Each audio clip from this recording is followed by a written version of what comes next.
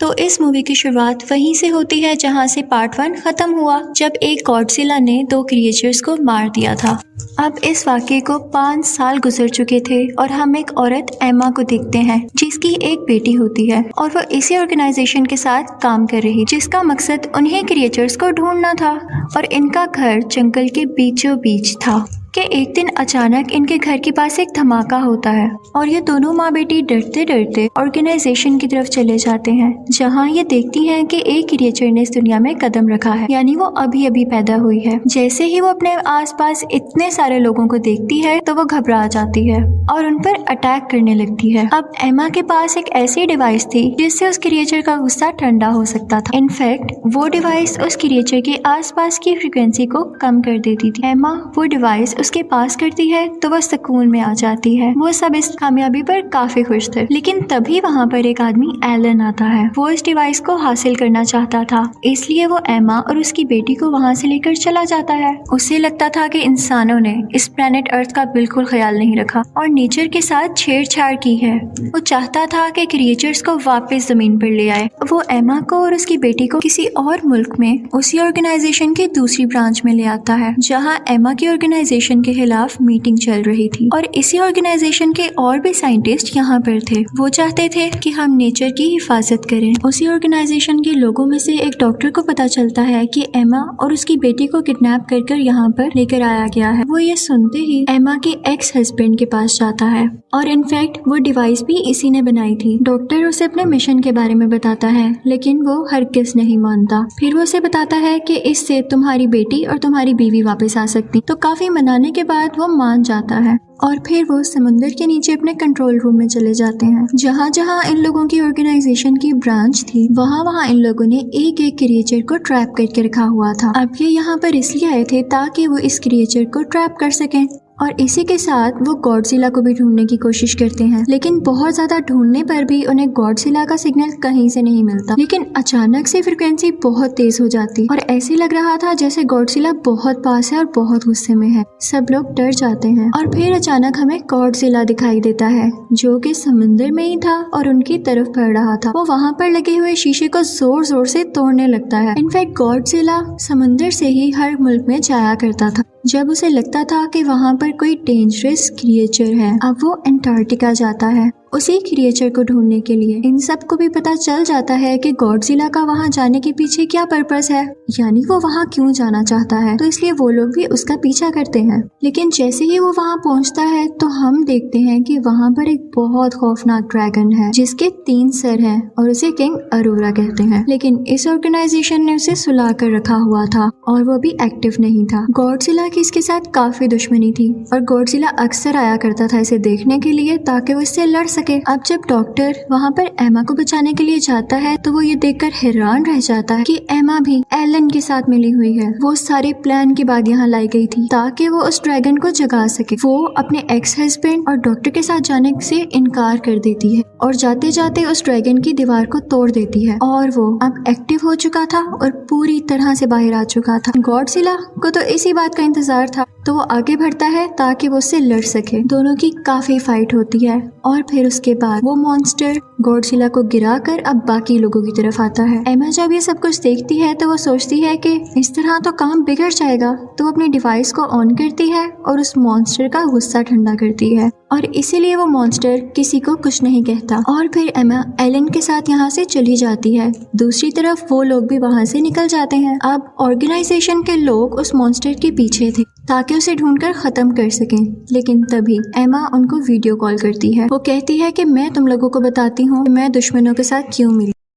तुम लोग इस काबिल थे कि तुम्हारे साथ रहा जाता। तुम तो क्रिएचर्स को और इवन नेचर को नुकसान पहुंचाते हो और मैं एक एक करके सब क्रिएचर्स को आजाद कर दूंगी। तुम लोगों ने जमीन के साथ बहुत बुरा किया है, लेकिन यही क्रिएचर्स अब हमारी मदद कर सकते हैं क्योंकि इनकी बॉडी में रेडिएशंस हैं, यानी शुआएं हैं। तो जहाँ जहाँ ये लोग जाएंगे अपनी रेडिएशन से ये जमीन को वापस ठीक कर सकेंगे। ऑर्गेनाइजेशन के लोग उससे कहते हैं लेकिन ये क्रिएचर्स तो इंसानों को मारना चाहते हैं, तो तुम कैसे इनको अपना साथी समझती हो। तो वो कहती है कि तुम्हारी सोच गलत है। हम सदियों से एक साथ रहते आ रहे थे, सब कुछ बैलेंस में में था। हम इन्हें कुछ नहीं कहते थे तो ये भी हमें कुछ नहीं कहते थे। हम इनका ख्याल रखते थे, लेकिन अब तुम लोगों ने इसके साथ बुरा करना शुरू किया तो क्या ये तुम लोगों के सामने अच्छे बन के बैठे रहें और अपनी हिफाजत ना करें? वो कहती है कि मैं इनको आजाद करके ही छोड़ूंगी और इसी के साथ वो कॉल बंद कर देती है।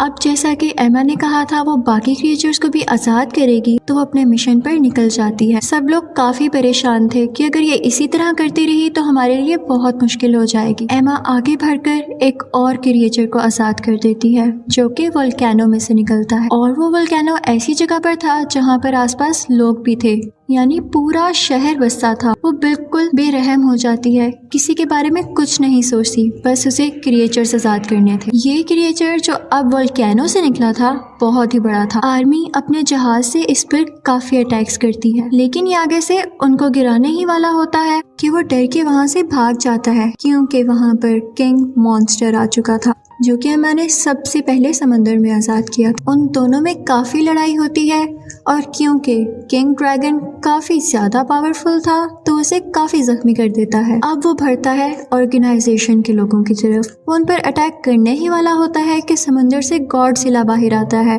और उल्टा उस पर अटैक कर देता है। गॉडजिला उसके 3 सर में से एक सर उतारकर फेंक देता है। दोनों में काफी ज्यादा लड़ाई होती है और ये लड़ाई रुकने का नाम ही नहीं ले रही थी। हर तरफ तबाही मच जाती है और लोग भी काफी डरे हुए थे, लेकिन उन्हें गॉडजिला पर यकीन था कि उसी वक्त ऑर्गेनाइजेशन को आर्मी बताती है कि जब वॉर हो रही थी तो हम लोगों ने एक मिसाइल बनाया था और उस मिसाइल का काम ये था कि 2 माइल तक आसपास जितनी भी चीजें, जितने भी लोग होंगे वो उसको ब्लास्ट कर देगा और हम वही मिसाइल शूट करने वाले हैं ताकि ये क्रिएचर मारा जा सके। और इसी के साथ हमें गॉडजिला को मारना भी मजबूरी है। वो उनसे कहते हैं कि तुम लोग यहाँ से दूर चले जाओ और वो वहाँ से काफी दूर चले जाते हैं।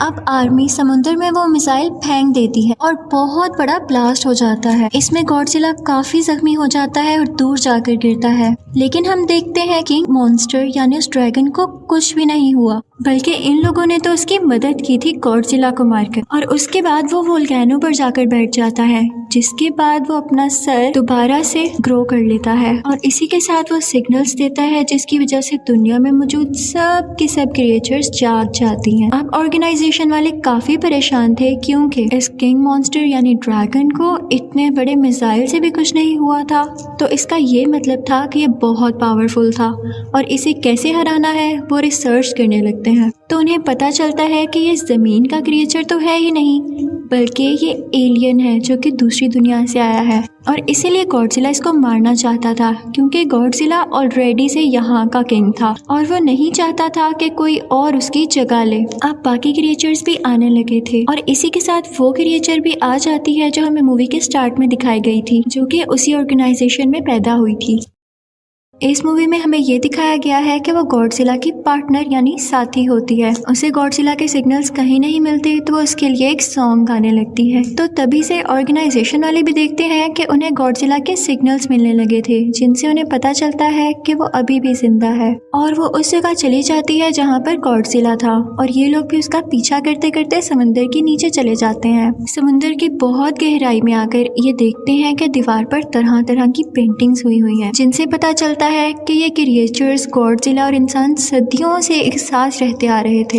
ये जगह गॉडजिला की हुआ करती थी और मिसाइल के बाद जब ये जख्मी हो गया था तो ये यहाँ पे खुद को ठीक करने आया था और इस जगह पर काफी ज्यादा रेडिएशन थी और इसीलिए वो यहाँ आया था क्योंकि रेडिएशन इनकी बॉडी को यानी जख्मी हिस्सों को ठीक करती थी। तो डॉक्टर एक आइडिया देता है कि क्यों ना यहाँ पर एक न्यूक्लियर ब्लास्ट किया जाए और उसकी रेडिएशन से इसको और जल्दी एनर्जी मिल सकेगी। फिर डॉक्टर कुछ न्यूक्लियर कैप्सूल्स लेकर गॉडजिला के पास जाते हैं और इतनी देर में इनकी बाकी की टीम वहाँ से दूर निकल जाती है ताकि ब्लास्ट से उनको कुछ ना। और डॉक्टर आखिरी बार गॉडजिला की बॉडी पर हाथ रखते हुए कहता है गुड बाय और इसी के साथ बहुत बड़ा ब्लास्ट होता है और समंदर के नीचे हर चीज तबाह हो जाती है। इससे गॉडजिला को बहुत ज्यादा एनर्जी मिल चुकी थी और इसी के साथ एमा की बेटी वो डिवाइस उठाकर माइक पर लगा देती और उसकी फ्रिक्वेंसी हाई कर देती है ताकि आसपास जितने भी क्रिएचर्स हैं वो इसको महसूस करके सुकून में आ जाएं। लेकिन किंग मॉन्स्टर यानी ड्रैगन इस बात को फील कर लेता है कि कि ये किसी इंसान का ही काम है और फिर वो उस लड़की के पीछे जाता है ताकि उसे मार सके। लेकिन गॉडजिला फौरन से वहाँ पर आ जाता है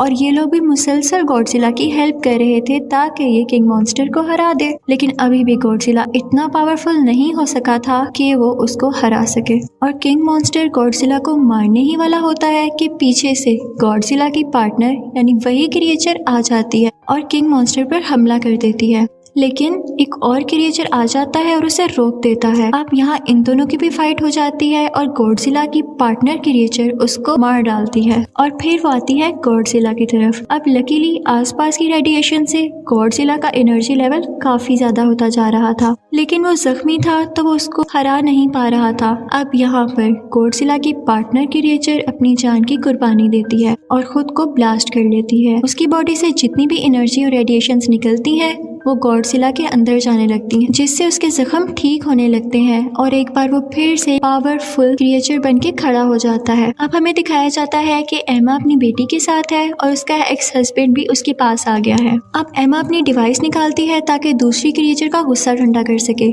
लेकिन वो उसके पीछे भागने लगती है। ऑर्गेनाइजेशन के लोग और आर्मी के लोग भी वहाँ से जा चुके थे और किंग मॉन्स्टर अब मारने ही वाला था एमा को।